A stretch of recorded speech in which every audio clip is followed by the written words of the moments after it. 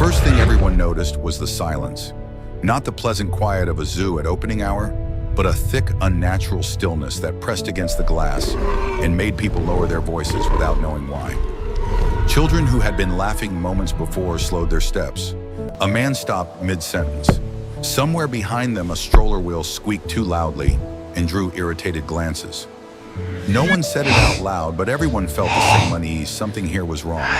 The gorilla enclosure was usually alive with movement. Juveniles tumbled across the grass. Adults paced, groomed, argued softly in their low rhythmic murmurs. But that morning, the entire troop had pulled back toward the far end of the habitat, forming a loose semicircle beneath the shade of a towering rock formation. And at the center of it all stood the silverback. He wasn't moving. He wasn't posturing or beating his chest. He wasn't issuing warnings or asserting dominance.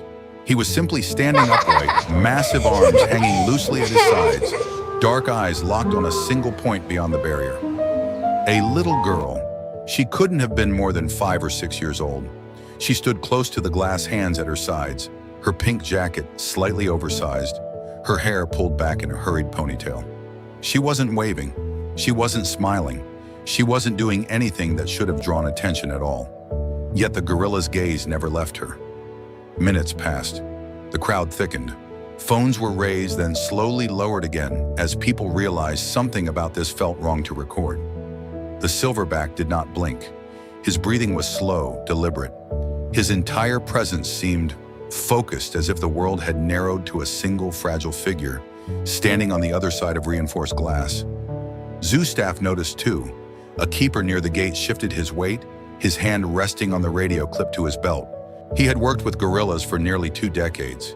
He knew their moods, their warning signs, the subtle language of posture and sound that separated calm curiosity from imminent danger. This wasn't any of those. This isn't normal, he muttered under his breath. Gorillas noticed people all the time. They reacted to color, movement, noise. Sometimes they mimicked visitors. Sometimes they ignored them entirely. But this unbroken, unwavering stare was different. It wasn't aggression. It wasn't curiosity in the usual sense. It looked intentional. The girl's mother noticed the attention before anyone else. She felt it the way people feel when they're being watched from behind. Her instinct was immediate and sharp. She stepped forward, placing a protective hand on her daughter's shoulder. "Sweetie," she whispered, trying to sound calm. "Let's step back a little." The girl didn't move. Her eyes were still fixed on the gorilla, wide but not frightened. If anything, there was a strange seriousness in her expression, as though she were listening to something no one else could hear. "It's okay, Mom," she said quietly. That was when the silverback shifted. A ripple of tension ran through the crowd. The keeper's hand tightened around his radio. Somewhere a child began to cry. The gorilla took a single step forward, slow, controlled, deliberate. The ground beneath his knuckles barely trembled, but the effect was immediate. People stepped back in unison, an unconscious retreat from raw power. The girl stayed where she was. The silverback stopped again, now closer to the glass. Close enough that the lines on his face were visible. The pale scars etched into his dark skin, the intelligence burning behind his eyes. He lowered himself slightly, bringing his face level with the child's. They were staring directly at each other now. Seconds stretched into something heavier. The gorilla's nostrils flared as he inhaled. His head tilted just slightly as if adjusting his view. His gaze softened, not weakened but deepened, carrying something that made the keeper's stomach drop. Recognition. "That's impossible," the keeper whispered. Behind him, a security guard murmured, "Should we clear the area?" "No," the keeper said quickly. Too quickly. "Not yet." Because if this was a threat, it was the strangest one he had ever seen. The gorilla wasn't displaying dominance. He wasn't testing boundaries. He was searching. The girl lifted her hand.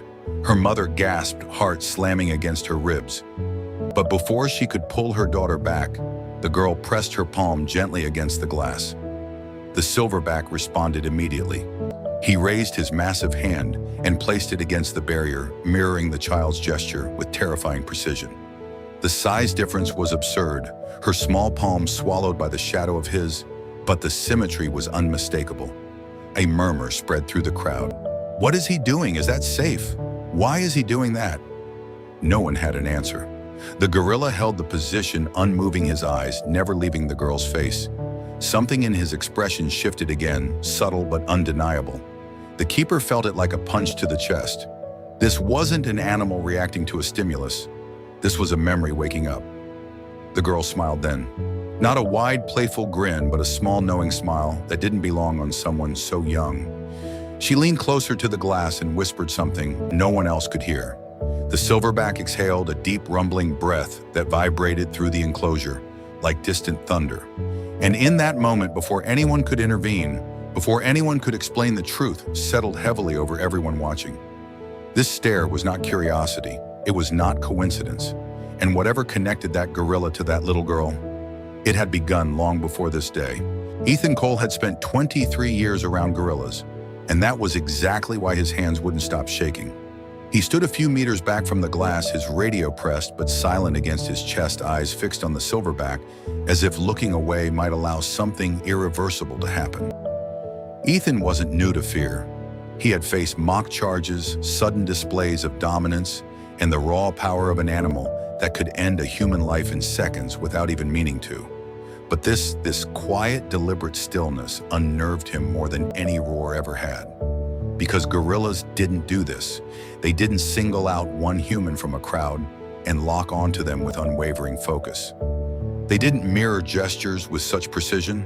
They didn't soften their gaze, tilt their head, or breathe in that slow, grounding way that Ethan recognized from moments of recognition between members of the same troop. That was the problem. Ethan had built his career on understanding patterns. He knew what fear looked like, what curiosity looked like, what agitation sounded like before it became violence.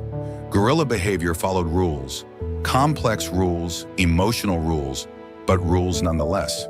This shattered all of them. His mind raced through possibilities, discarding each one as quickly as it formed. Was the child doing something imperceptible? A scent, a sound, something only the gorilla could perceive. Ethan watched the girl closely. She wasn't moving now. She wasn't laughing or crying. She stood calmly, her small hand still resting against the glass eyes, lifted toward the massive face inches away on the other side. She looked familiar with him. That thought made Ethan's stomach tighten. "You seeing this?" murmured a security guard beside him. "I'm seeing it," Ethan replied quietly. Too quietly. His voice didn't sound like his own. He forced himself to breathe, to step into the role he'd trained for. Protocol demanded action distance separation, crowd control. And yet every instinct he had was screaming that intervening right now would be a mistake. The gorilla wasn't escalating.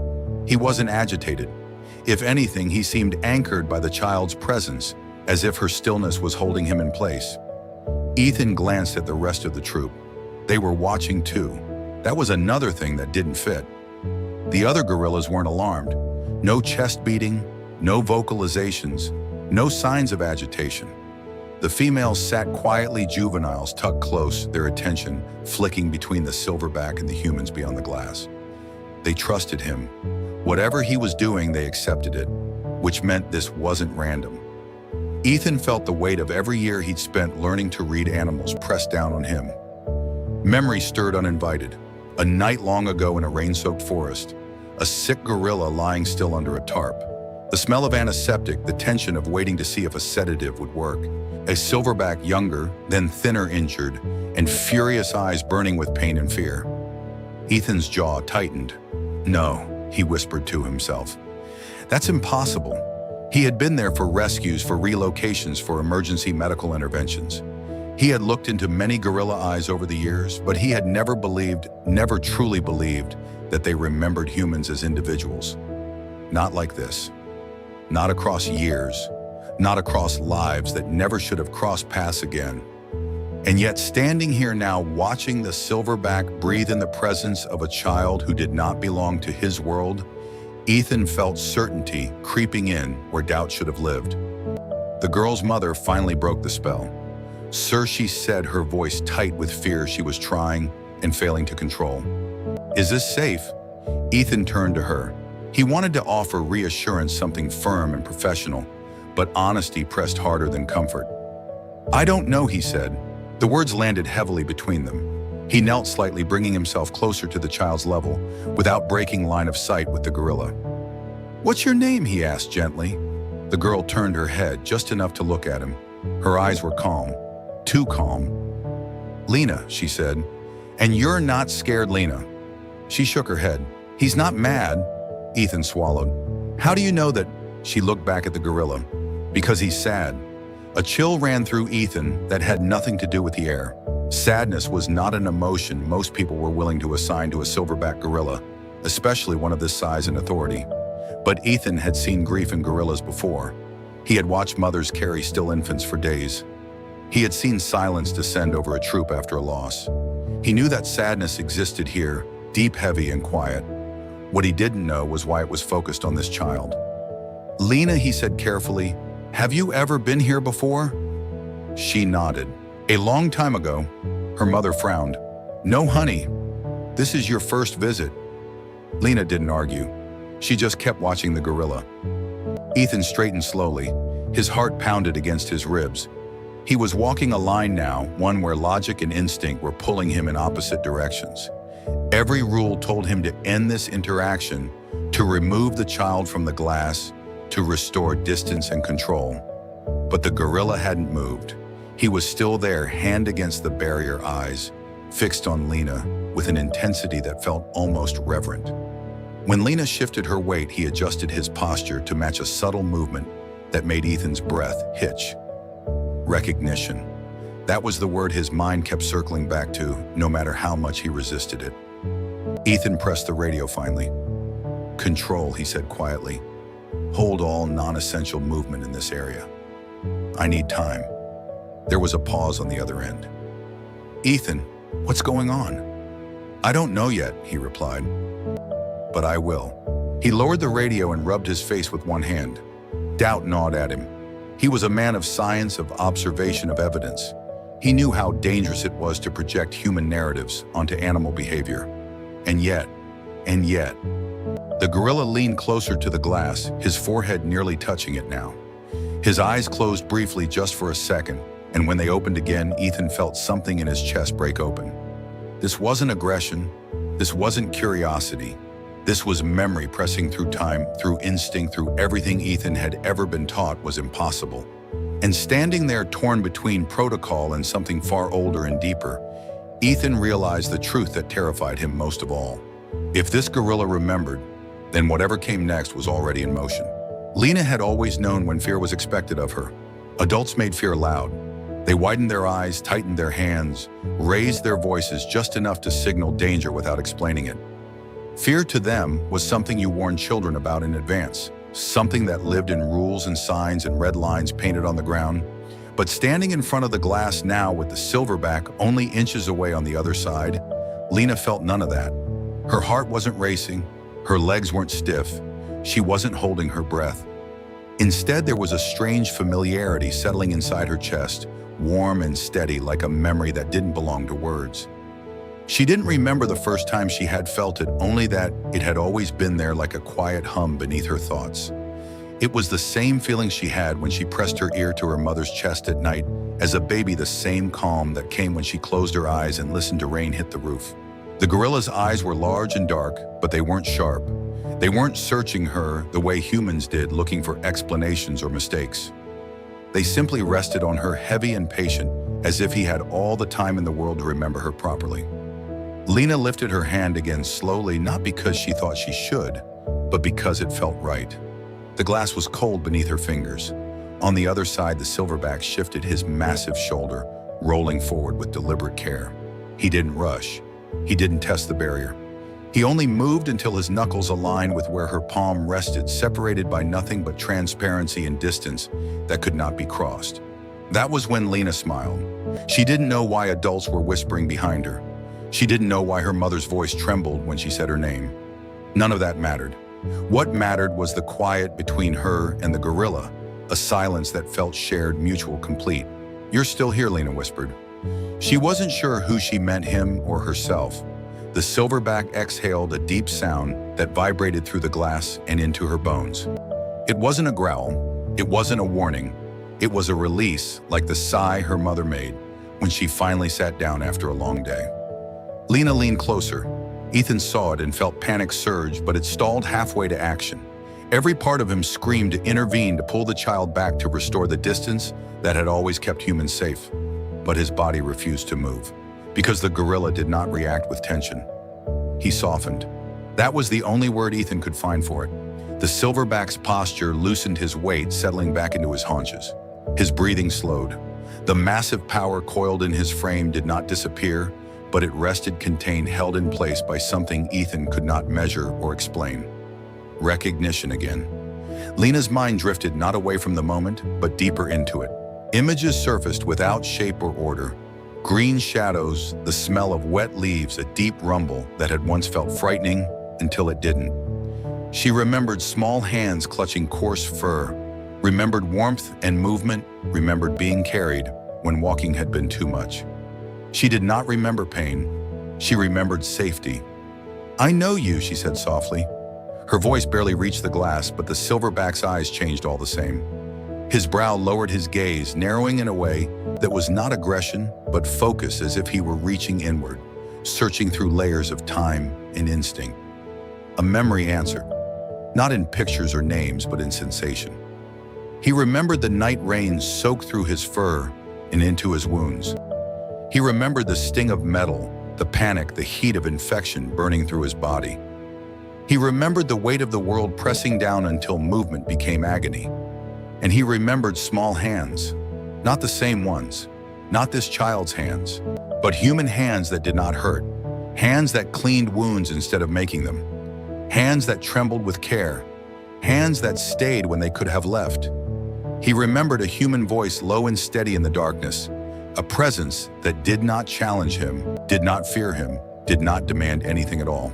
That memory lived in him, now stirred awake by the stillness of a child who looked at him without threat or expectation. The silverback shifted again, lowering himself until his chest rested against the ground. It was a vulnerable posture, one that no gorilla took lightly, especially not in front of watching eyes. Gasps rippled through the crowd. Lena felt the shift like a gift. She sat down too, crossing her legs on the cool concrete floor, her palms still pressed to the glass. Her reflection merged with his shadow, two shapes meeting at the boundary between worlds. "You don't have to be sad anymore," she said. Ethan felt his breath catch painfully in his chest. Children weren't supposed to say things like that. They weren't supposed to sense emotions in animals this way, weren't supposed to understand grief that even adults struggle to articulate. And yet the gorilla's eyes closed again, slower, this time longer. The troop responded in kind. The females settled. The juveniles stilled. A quiet fell over the enclosure, heavy and complete, as if the entire space had decided to listen.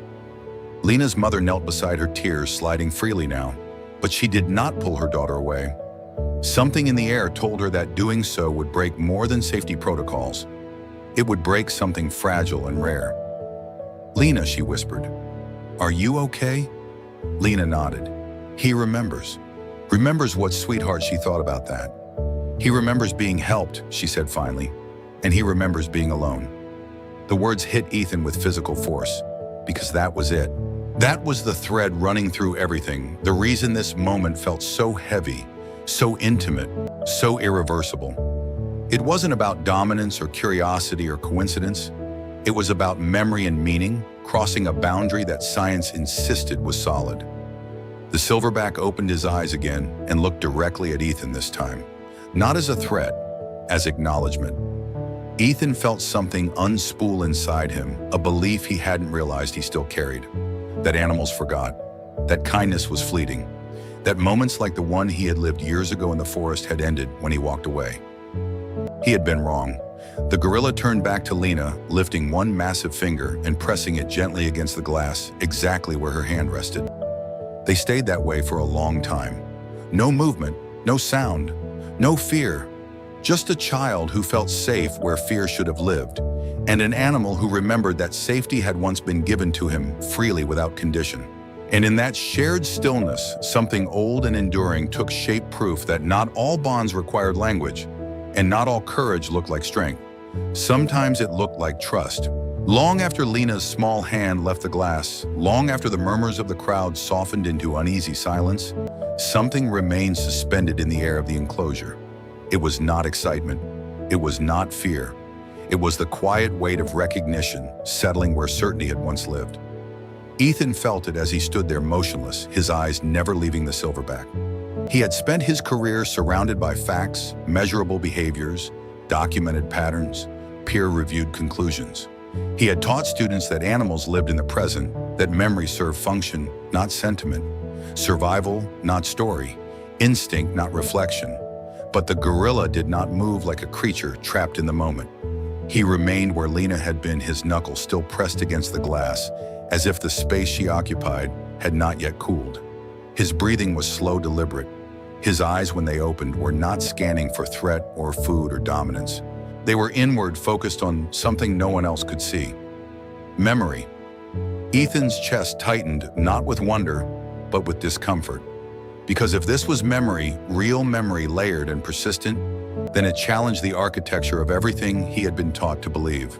Not metaphorical memory, not conditioned response, but something closer to recollection, to association, carried across time without reward. He remembered the night in the forest years ago with startling clarity now. The rain, the smell of blood and wet earth. The gorilla lying stiller than death should allow, breath, shallow eyes dulled by pain. Ethan remembered the moment he should have left, when protocol had demanded distance, when fear would have been justified. He had stayed. Not because he expected gratitude, not because he believed the animal would understand. He stayed because leaving felt wrong in a way he could not explain. And now, standing here, he wondered whether the gorilla had felt the same. The staff began to move again, quietly, cautiously. Radios crackled with low voices. Someone mentioned safety procedures, crowd control, the necessity of restoring normal viewing patterns. But none of it reached the silverback. He shifted at last, rising slowly, every movement controlled, deliberate. The power in his body did not recede, but it no longer dominated the space. Instead, he turned and walked to the far edge of the enclosure, not retreating, not avoiding, simply repositioning himself where he could see everything at once. He sat and waited. Ethan understood then that the moment was not over. It had simply changed shape. Over the following days, the footage spread far beyond the zoo's walls. Grainy phone recordings, security camera angles, slowed clips dissected frame by frame. Commentators argued, experts debated, skeptics dismissed it as projection, coincidence, human emotion imposed onto animal behavior. But the silverback did not care about interpretation. Each morning when the gates opened, he positioned himself in the same place. Each afternoon when Lena returned, sometimes with her mother, sometimes with her father, sometimes holding Ethan's hand, he noticed immediately. Not with urgency, with certainty. He never approached the glass quickly. He never pressed or tested it. He simply aligned himself with her presence, adjusting his posture to face her, lowering himself when she sat, standing, when she stood, matching her rhythm without mimicry. It was not training, it was acknowledgement. Ethan watched it all, documenting where he could, restraining himself where he must. His notes became more fragmented, less confident. Words like association and habituation began to feel thin, insufficient to hold what he was witnessing. Because the memory the gorilla carried was not attached to reward. Lena did not feed him. She did not perform tricks. She did not return consistently enough to form routine. And yet he remembered her absence as clearly as her presence. On days she did not come, he waited. The staff noticed first. The gorilla would settle near the glass and remain there longer than usual, eyes alert but unfocused, as if listening for something that had not yet arrived. When closing time came, he did not resist leaving the space, but he left slowly, reluctantly, pausing once to look back. Ethan had never seen an animal look back that way. The child noticed too. "Why does he wait?" Lena asked one evening as they walked away. Ethan searched for an answer that would not betray the truth he was still learning to accept. Maybe, he said carefully, he remembers how it feels when someone doesn't leave. Lena nodded, satisfied. She seemed to understand in ways adults often failed to. As weeks passed, patterns emerged too consistent to dismiss. The silverback remembered sounds, the cadence of Lena's footsteps, the pitch of her voice. He remembered gestures, the way she tilted her head when she was thinking, the way she pressed her palm flat instead of tapping. He even remembered Ethan. When Ethan approached alone, the gorilla acknowledged him with a steady gaze. No movement, no tension. Not friendliness, recognition. as if the memory of one human had opened a door through which another could now stand. The past, it seemed, did not fade for him. It layered. Ethan began to read studies late into the night work on elephant mourning, on corvid memory, on primates who recognized caretakers decades later. He had read these papers before taught them even, but now they felt different, no longer theoretical. Now memory had weight. It could slow a step. It could soften a posture. It could turn power into restraint. One afternoon when Lena was sick and unable to visit the silverback, refused food for hours, not entirely just enough to unsettle his keepers. He sat near the glass still and patient until closing time. When Ethan approached speaking softly, the gorilla turned his gaze to him, then back to the empty space where Lena usually stood. Ethan felt his throat tighten. "I know," he murmured. "She'll be back." The gorilla did not react. But the next day when Lena returned pale and quiet, he was already there. The memory had held. That was when Ethan understood the true danger of what they were witnessing. Not physical danger, but conceptual. Because if animals remembered kindness not as stimulus, but as experience, then humanity's relationship with the natural world was built on a lie far more fragile than he had ever realized. It meant harm lingered too. It meant abandonment did not vanish. It meant every act left a trace. The silverback rose as Lena approached, then settled again, careful not to crowd the glass. Lena smiled faintly and leaned her forehead against it, eyes closed. "I'm here," she whispered. The gorilla exhaled slow and deep. Ethan stood back, tears blurring his vision, not from joy but from the weight of responsibility pressing down on him. This memory, this impossible, undeniable memory, was not a miracle to be celebrated lightly. It was a truth to be reckoned with. Because if animals could carry memory like this, then they were not passive participants in the world humans built around them. They were witnesses. They were survivors. They were keepers of moments humans preferred to forget. And standing there watching a child and a gorilla share a silence shaped by time, Ethan knew that nothing about his work would ever be simple again. The past was alive, and it was watching back. When the staring stopped, nothing returned to normal. At first, it seemed as though the moment had simply ended. The crowd dispersed. The glass was cleaned. Schedules resumed. Visitors flowed past the enclosure again, talking, laughing, lifting phones for quick photos before moving on. On the surface, the zoo reclaimed its familiar rhythm. But beneath that rhythm, something had shifted. Ethan noticed it in the way the silverback carried himself afterward. The gorilla no longer positioned himself at the center of the enclosure during peak hours, where dominance was usually displayed and reinforced. Instead, he chose the edges, the quiet places where he could observe without being observed. His movements were slower, more deliberate, as if the world required a different kind of attention now.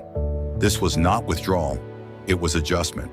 The silverback ate, slept, groomed, and interacted with his troop as before, but there was a subtle restraint in his behavior that had not existed previously. Displays of force were fewer. Corrections within the group were softer. Even play seemed measured, as though something fragile had been introduced into his awareness, something that demanded care. Ethan documented what he could, though his notes grew increasingly inadequate. The language of science resisted what he was witnessing. There were no terms precise enough to capture an animal recalibrating its presence in the world after recognition. Because that was what it felt like. Recognition had occurred, and recognition carried consequences. Lena returned less frequently after that first week. School resumed. Life reasserted itself. When she did come, she no longer stood frozen in front of the glass, transfixed by the gorilla's gaze. Instead, she waved briefly, sometimes smiling, sometimes distracted, as children often are. The staring did not resume, but the connection did not dissolve. The silverback always noticed her arrival. Even from the far side of the enclosure, even when his back was turned, he registered the change. He did not rush forward or press against the glass. He simply oriented himself so she remained within his field of vision. That was enough. Ethan realized slowly and uncomfortably that the staring had never been the point. It had been the opening, not the bond itself. The silence that followed was where the meaning settled. Time passed. Weeks became months. The footage stopped circulating, replaced by newer stories, louder spectacles. The world's attention moved on, as it always did. Only a few researchers continued to inquire, asking careful questions, requesting access to data that never quite supported the conclusions they wanted to draw. Ethan declined most interviews, not out of secrecy, but out of humility. He no longer trusted himself to explain what had happened without reducing it to something manageable, something falsely contained. Because whatever had passed between a child and a gorilla did not belong to the world of spectacle. It belonged to memory. He began to see it everywhere after that, in the way elephants paused at the bones of their dead, in the way older chimpanzees returned to the same sleeping sites year after year, in the way animals once harmed carried caution long after danger had passed. Memory was not an anomaly, it was a foundation. The silverback aged visibly over the following year. His movements stiffened slightly. His naps grew longer. Leadership within the troop shifted in subtle ways as younger males tested boundaries and learned restraint through example rather than force. And still the silverback remained present. When Lena grew taller, when her voice deepened, when she began to stand with a confidence that replaced childhood's softness, he adjusted to that too. His gaze no longer searched for the small girl who once stood inches from him. It acknowledged the person she was becoming. Recognition did not freeze time, it evolved with it. One afternoon, long after the staring had stopped entirely, Ethan watched Lena stand at the glass with her father. She spoke quietly, explaining something he could not hear. The silverback lay several meters away, half asleep, his back turned. Then Lena laughed. The sound was sharper, now older, different. The gorilla opened his eyes. He did not turn fully. He did not rise. He did not approach. He only tilted his head slightly, just enough to place her in his peripheral vision. Ethan felt his breath catch. The memory had not been visual alone. It was layered with sound, with presence, with something far more durable than a single image. That night, Ethan stayed late, sitting alone near the enclosure after the zoo closed. The silverback approached the glass once more, slowly stopping short of it. He sat heavy and grounded, looking not at Ethan, but at the faint reflection of the trees beyond the barrier. Ethan spoke without expecting an answer. "She's growing," he said quietly. The gorilla remained still. "I think you knew that would happen." The gorilla shifted his weight, exhaled, and closed his eyes. Ethan understood then that the story did not end with amazement or disbelief. It ended with responsibility. Because once recognition existed, indifference was no longer possible. The silverback had not crossed a boundary that day. He had revealed one, a boundary humans had invented to excuse their distance. In the years that followed, Ethan changed how he taught. He spoke less about control and more about continuity, less about dominance, hierarchies, and more about shared histories. He challenged students to consider not what animals could do, but what they might carry. Not every student agreed, not every colleague approved, but Ethan no longer needed certainty. He had seen what happened after the staring stopped. Nothing dramatic, nothing cinematic, just a life quietly altered by the knowledge that memory could pass between worlds without permission, and that knowledge stayed. It stayed in the silverback's careful restraint. It stayed in Lena's unspoken calm when she stood near the glass. It stayed in Ethan's refusal to look at animals as if they were empty of past. The staring ended. The remembering did not. And somewhere between a child and a gorilla, the world became just a little harder to simplify. Some stories don't end with a roar, a rescue, or a moment meant to go viral. Some stories end quietly, and that is exactly why they stay with us. This story is not really about a gorilla or a child or even a moment of staring that defied logic. It is about something far deeper: recognition. The kind that doesn't demand words, the kind that doesn't need proof, the kind that changes behavior long after the moment itself has passed. One of the most powerful lessons here is that intelligence and memory are not exclusive to humans. For centuries, people have drawn lines between species, between instinct and emotion, between us and them. We have used those lines to justify control, exploitation, and emotional distance. And yet again and again, nature quietly erases them. Not through violence, not through spectacle, but through moments of connection that science struggles to fully name. The gorilla did not act out of training. He did not perform. He did not seek attention. He recognized something familiar, something meaningful, and responded in the only way that mattered: by remembering. And in doing so, he forced every human who witnessed that moment to confront an uncomfortable truth. Perhaps animals are not as separate from us as we want to believe. Another lesson is about presence. The child did not scream. She did not run. She did not project fear onto the moment. She simply existed open, unguarded human, and that openness became a language of its own. Sometimes the bravest thing we do is not to act, but to stay present when instinct tells us to retreat. For the adults watching the experience reshaped responsibility. Once you witness awareness in another being, you can no longer treat that being as an object. You can no longer pretend indifference is harmless. Knowledge creates obligation. Recognition demands respect. This story also teaches us that not every transformation is dramatic. The most meaningful changes are often subtle, a shift in behavior, a softening of force, a quieter way of moving through the world. Growth doesn't always announce itself. Sometimes it simply stays. And perhaps the most important message of all is this: compassion does not weaken nature, it reveals its depth. Strength is not only measured in dominance or power, but in restraint, memory, and choice.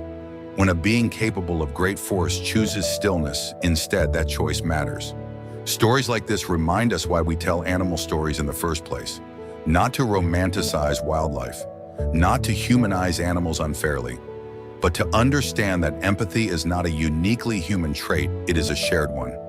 If this story moved you, challenged you, or made you see the natural world a little differently, that means its purpose was fulfilled. And there are many more stories like this waiting to be told, stories about loyalty, memory, courage, and the invisible threads that connect lives across species. Subscribe to the channel to support more meaningful animal stories like this. Your support gives us the motivation to keep searching, keep listening, and keep sharing moments that remind us who we are and who we could be. Because sometimes the most powerful stories don't shout, they stay.